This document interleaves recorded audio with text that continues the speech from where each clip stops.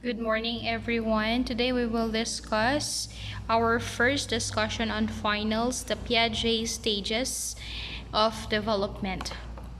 So, Piaget's stages of development are part of a theory about the phases of normal intellectual development from infancy through adulthood. Alright, so si Piaget, nag-create siya ng theory in regards to the stages of development when in regards to the normal intellectual, ibig sabihin from the brain, development ng brain up and from infancy through adulthood. Alright. The stages were named after psychologist and development biologist Jean Piaget, who recorded the intellectual development and abilities of infants, children, and teens. So before we proceed to the main theory of Jean Piaget, we will discuss the basic cognitive concepts.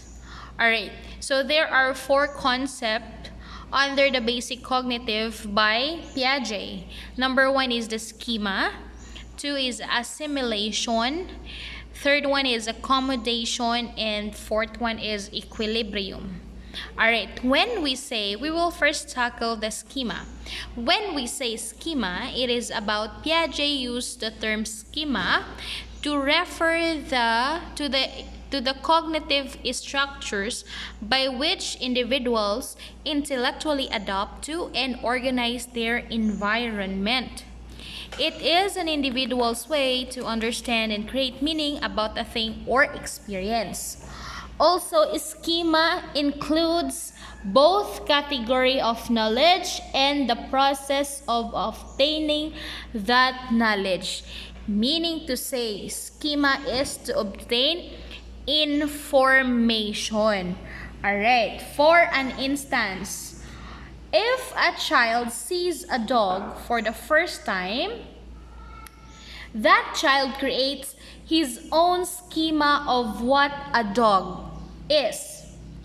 It is a 4 legs and a tail. It barks and it's hairy and furry. The child then puts the descriptions of a dog on file in his mind. When he sees another similar dogs, he pulls out the file, that's the schema of a dog,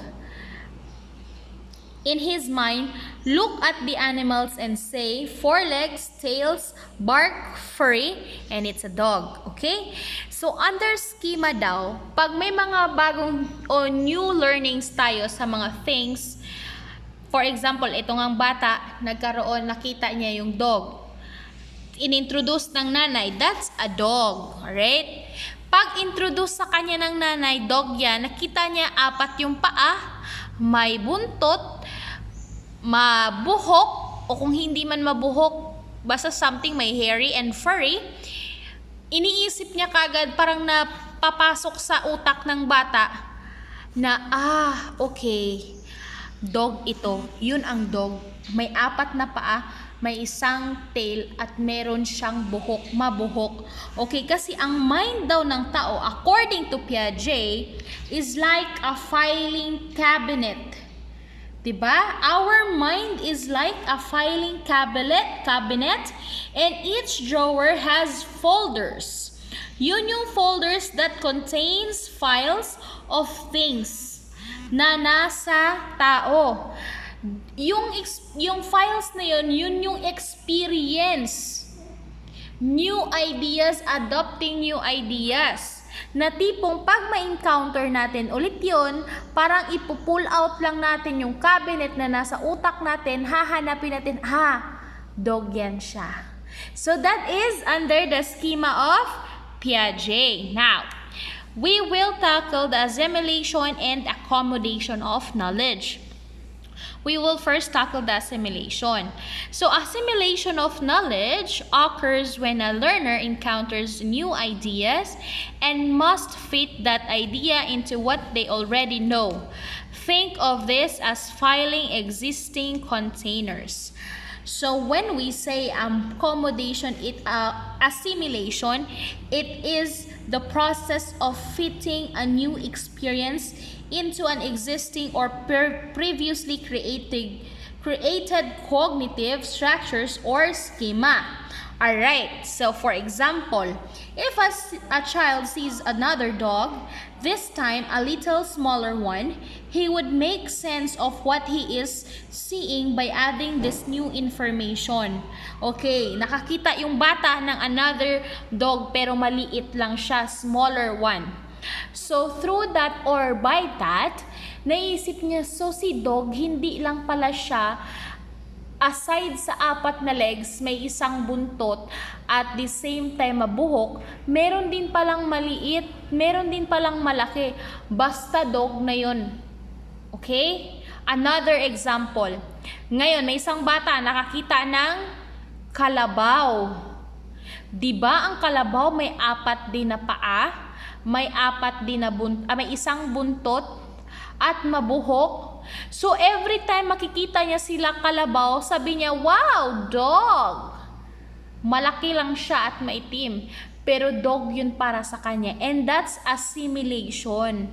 Kung baga improve na kasi nga may nakikita na siya mga bagong things, nadidiscover na things, pero in-apply pa rin niya yung schema of a dog. Alright?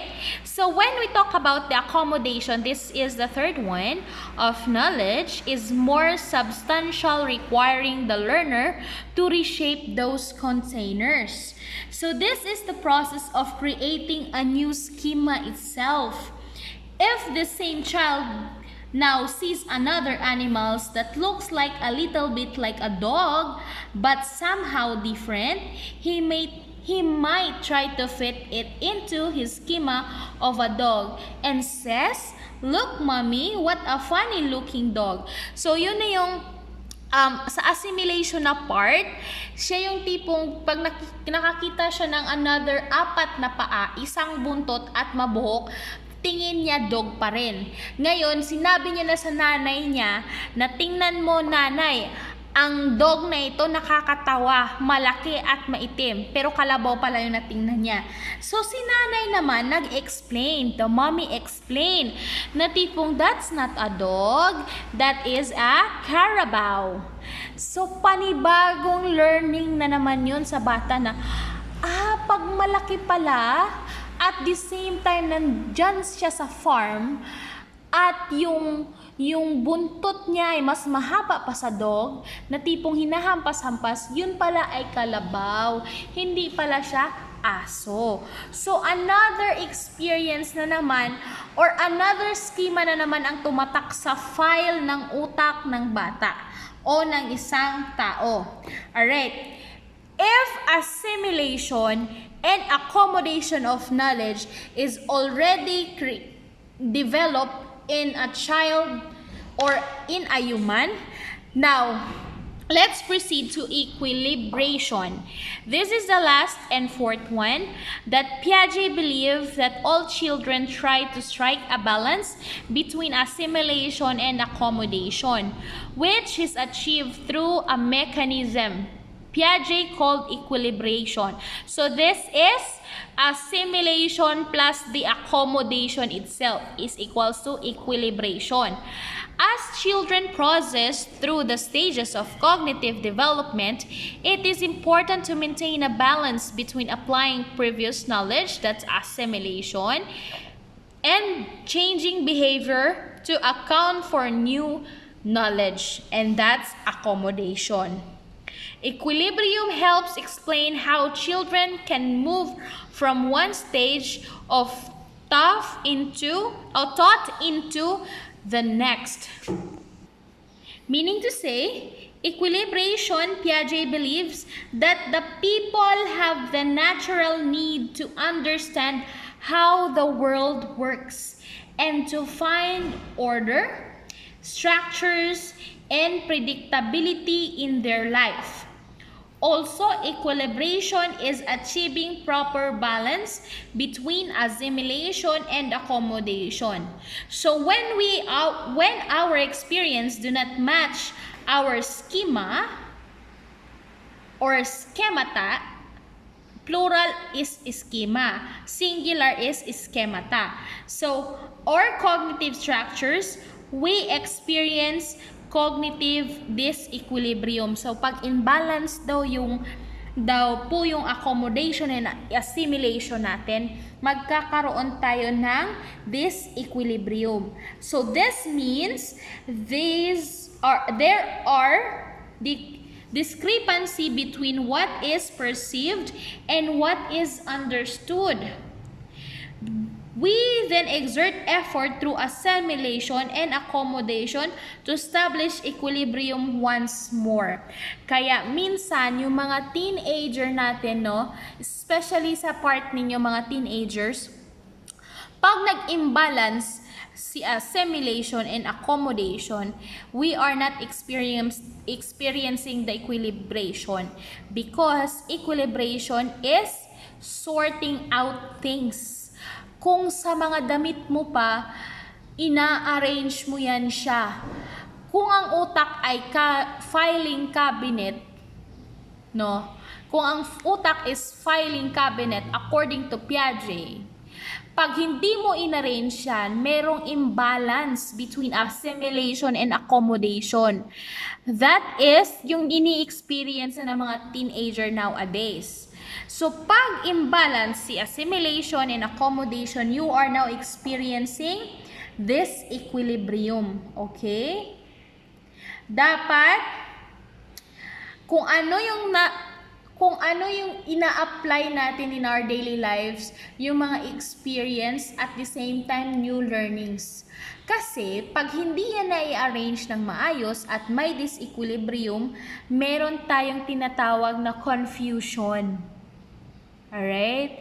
Or the worst thing is, kung walang confusion, naniniwala tayo sa mga maling paniniwala. Alright? So, the cognitive development involves a continuous effort to adapt to the environment in terms of assimilation and accommodation.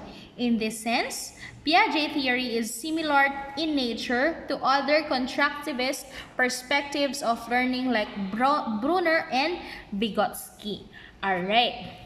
So, we already tackled the 4 basic cognitive concept, that is schema, assimilation, accommodation, and equilibration. Now, in your notebook, answer this activity. This is a situational, and then you give your opinion, alright? The situation is, it's Christmas and Uncle Jacob is giving aguinaldo.